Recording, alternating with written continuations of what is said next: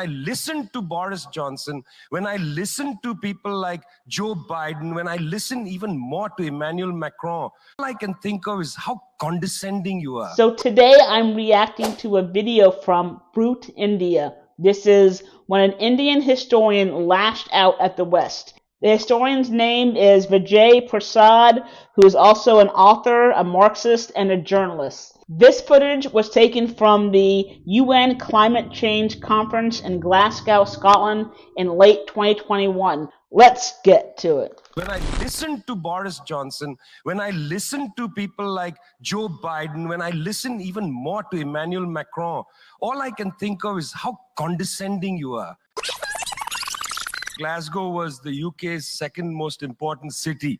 Beautiful buildings, beautiful streets, a gorgeous city. When I see cities like this, I think also about the other side of it. You know, there's a phrase from Walter Benjamin, every monument of civilization is also a monument of barbarism.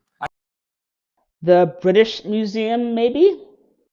I think of the famines in Bengal, the jute workers in Bengal sending jute to Dundee through the Glasgow port. Jute? I think of human beings from Africa enslaved and brought from Ghana to the New World, and all those prophets getting sucked into cities like London and Glasgow.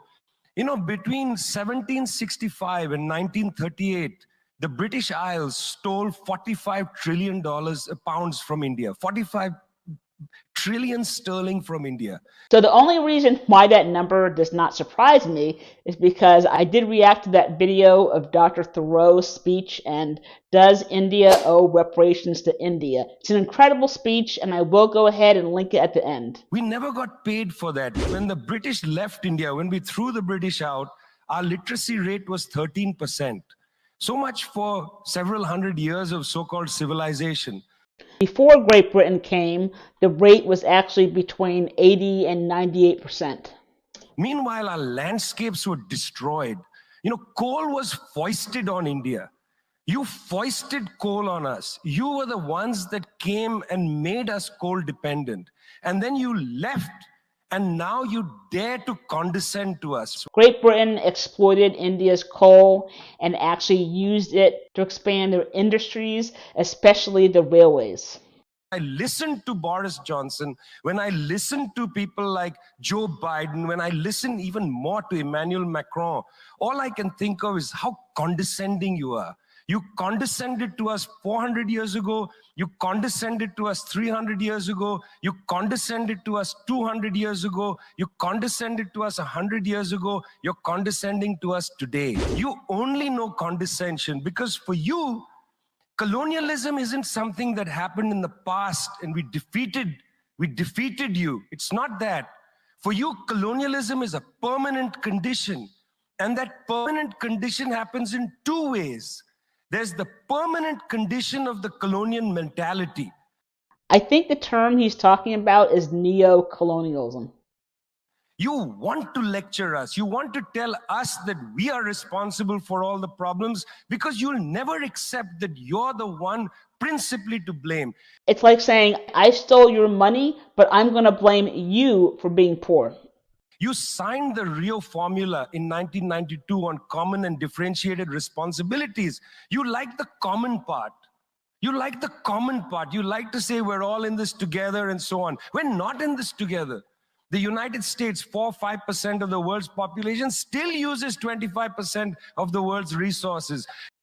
Well, that's no surprise considering that the United States is the #2 country in the world with the highest greenhouse gas emissions. And no surprise, #1 is China, and #3 is India.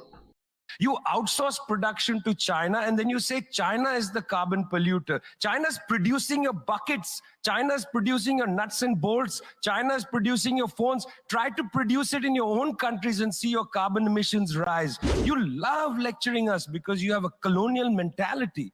Then there are colonial structures and institutions. You lend us money, and every time you lend us money, which is our money, every time the International Monetary Fund comes to our societies and they tell us, here's the money we are giving you. No, it's our money. You give us our money back as debt, and then you lecture us about how we should live. That is actually insane to think about. He makes an excellent point. The climate justice movement is a movement that says we're worried about our future. What future? What future? Children in the African continent, in Asia, in Latin America, they don't have a future. They don't have a present.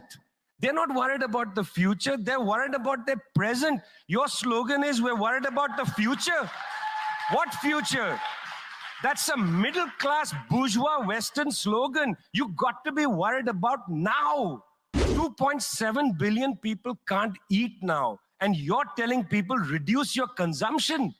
How does this sound to a child who hasn't eaten in days? You got to clue into this, guys. You got to clue into this. Otherwise, this movement will have no legs in the third world.